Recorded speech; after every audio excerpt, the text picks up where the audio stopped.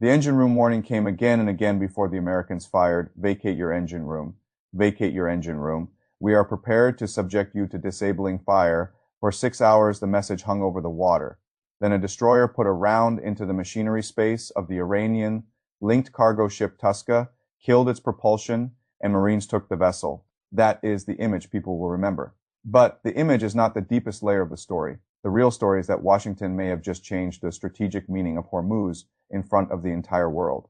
Not by making a speech, not by announcing another red line, by showing that the blockade can move from warning to damage to boarding to control in one continuous sequence. That sequence matters more than the ship, because Tehran's leverage in Hormuz was never based on the fantasy of defeating the United States head on at sea. Its leverage came from a different place. Iran's power was its ability to contaminate the strait with enough danger that nobody else could control it cleanly, enough mines, enough gunfire, enough fast boats, enough sudden uncertainty, enough market panic that every outside actor would eventually conclude the same thing. Whatever your opinion of Tehran, the price of excluding it from the arrangement is too high. That was the old logic. What happened with Tusca suggests Washington is trying to build a new one. The new logic is this: Iran can still make Hormuz dangerous, but danger no longer automatically means paralysis. The United States is trying to demonstrate that it can isolate Iranian-linked shipping, keep the broader corridor usable, and punish individual violations one vessel at a time. If that model holds, the meaning of the strait changes. Hormuz stops being a blunt geopolitical hostage situation and starts becoming a sorting system. That is why this moment is more serious than it looks. The real story is not that the Americans boarded a ship. The real story is that they are trying to make the blockade reproducible. Reproducibility is the key word here. One random interception is a headline.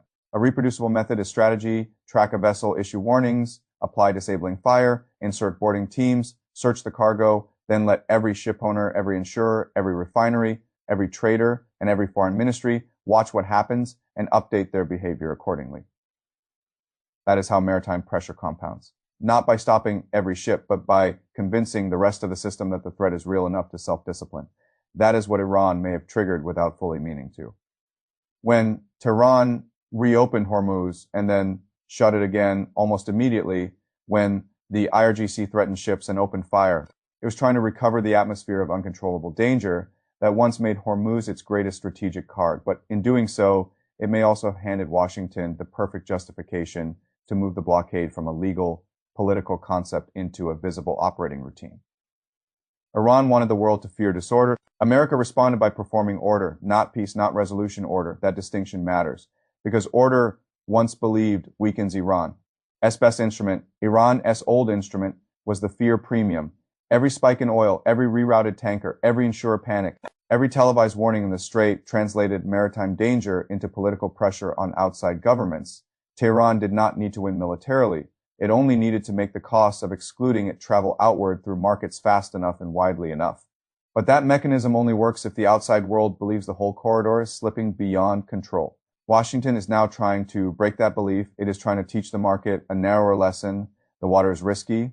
Yes, but the risk can be managed for everyone except the traffic we choose to target. If that narrower lesson takes hold, then the economic shock Iran relies on becomes less universal and more selective. The more selective it becomes, the less Tehran can turn global pain into diplomatic leverage. That is where the strategic reversal begins. Hormuz was supposed to be Iran's weapon. Washington is trying to turn it into Iran's filter, not your exports, not your resupply, not your sanctioned ship. Everyone else may pass, but you do not. If America can sustain that distinction, then the strait no longer amplifies Tehran's leverage in the old way. It traps Tehran inside its own logic. The same geography that once gave Iran relevance starts operating like a cage, but cages create desperate behavior. And this is where the story becomes dangerous. Because from Tehran's point of view, the Tusca incident does not present one clean choice. It presents a bad decision tree. Option one is retaliation.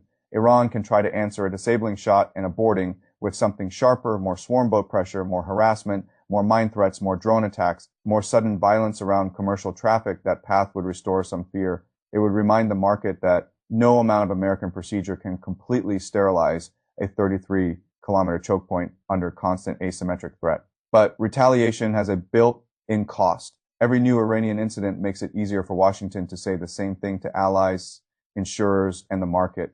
This is why the blockade has to widen. This is why more boardings are necessary. This is why interdiction should move into the Gulf of Oman and beyond.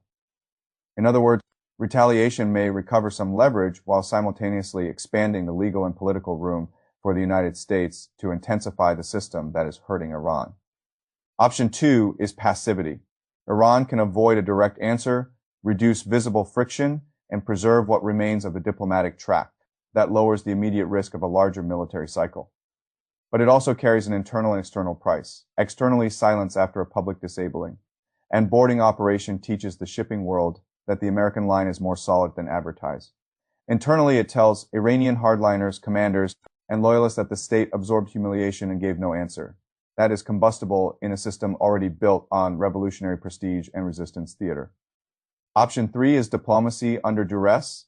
This is the option outsiders keep talking about as though it is the obvious off-ramp. It is not obvious at all. Visible coercion sometimes brings parties to the table, but it also narrows what they can admit in public. Every time Washington demonstrates procedural control, it raises the material pressure on Tehran, but it can also strengthen the voices inside Iran that say negotiation is simply surrender by stages. The more public the coercion becomes, the easier that argument becomes to sell domestically. This is the paradox at the heart of the blockade. The tactic can improve America's operational position while worsening the political environment for the kind of compromise needed to end the confrontation cleanly. That is why the system being built in Hormuz may be effective without being stabilizing. And that is also why the second layer of this story matters so much. Duration of visible success is not the same thing as a durable architecture. One ship can be disabled in an evening. Sustained maritime governance in a hostile choke point is something else entirely. It requires aircraft, refueling, ISR coverage, legal discipline, helicopter crews, boarding teams, repair cycles, command clarity, political patience, and constant calibration over which vessel to hit, which vessel to warn, and which vessel to let pass. That is a heavy burden. Iran, by contrast, does not need to build order. It only needs to keep injecting disorder cheaply enough and persistently enough that the burden of maintaining order starts to look strategically inefficient for the other side. That is the classic asymmetric wager. Not victory by overpowering the system, but victory by making the system too expensive, too fragile, or too politically corrosive to sustain. This is why people who see Tusca and conclude that the whole strategic question has been settled are moving too fast. The issue is not whether America can board. The issue is not whether Iran can still create danger. The real issue is which side can impose its logic on the strait for longer. Can Washington make selective order credible enough that the market, the insurers, and the regional shipping ecosystem start behaving as though Hormuz is open for world trade, but functionally closed for Iran-linked movement? Or can Tehran keep enough friction alive that every day of American enforcement becomes another day of elevated cost, elevated risk, elevated ambiguity, and elevated political strain? That is the contest now. And there is one more player in that contest, whether Washington likes it or not. China matters because the pressure game around Iran has never been only local. It sits inside a larger commercial architecture that Beijing helped normalize over years. Sanctions, workarounds, dark fleet practices, indirect routing, alternative payment channels, and a willingness to keep Iranian energy moving when Western enforcement tried to shut the door. If Washington is now shifting from blockade language to reproducible interdiction, Beijing has to recalculate, not necessarily publicly, not dramatically, but materially, how much Iranian-linked exposure will it tolerate, how hard will it probe the line, how much economic oxygen will it keep providing while trying to avoid a direct maritime confrontation with the United States. That calculation will quietly shape how much pressure the blockade can truly create. Because if Tehran retains enough external economic support, then even an increasingly effective maritime system may squeeze without forcing an exit. But if Chinese caution rises while American interdiction becomes more believable, then Iran's room shrinks much faster than its rhetoric suggests. This is why Tusca matters beyond Tusca. It sits at the intersection of three different tests happening at once: a test of Iranian deterrence, a test of American enforcement, and a test of how much external support can survive once sanctions pressure becomes physical rather than merely financial. All three of those tests are now running in the same waterway. So what comes next? There are only a few plausible paths. The first is progressive normalization of the blockade, more warnings, more selective disablements, more boardings, more quiet rerouting by commercial actors who decide the safest path is simply to avoid any vessel, cargo, or transaction that could draw American attention in that world. Tehran loses room not through one spectacular defeat, but through accumulation. The second is broader Iranian disruption, a larger tanker incident, a deadlier swarm boat, clash mines, drones, or sudden strikes designed not necessarily to sink American power, but to wreck, poison the whole maritime environment, and prove that no procedural system can destabilize Hormuz without Iranian consent in that world. The crisis escalates because Tehran decides a dangerous strait is still preferable to a governed one. The third is an uneasy middle, partial enforcement, partial leakage, continuing pressure, no real settlement. America proves enough to keep the blockade credible. Iran proves enough to keep the corridor tense. China adapts quietly. Markets stop panicking the old way, but keep pricing a permanent risk premium. The result is not resolution, but a new, harsher normal. That middle path may be the likeliest. Because what happened with Tusca did not resolve the argument. It simply changed the balance between threat and method. Before, Hadninchun's greatest asset was the belief that Hormuz could never be governed cleanly against its will. Now Washington is trying to break that belief vessel by vessel. That is a very different kind of struggle from the one most people think they are watching. It is not simply a contest of fleets. It is not simply a contest of nerves. It is a contest over whether the world's most dangerous energy corridor will be governed by generalized fear or by selective enforcement. That is the deeper shift hidden inside one disabling shot. And that is why I think Iran may have made a much bigger mistake than it understands by reopening Hormuz and then turning it dirty again by threatening ships and firing into the corridor. Tehran may have created the one thing Washington needed most: a public justification to demonstrate the blockade as an operating system rather than a paper declaration.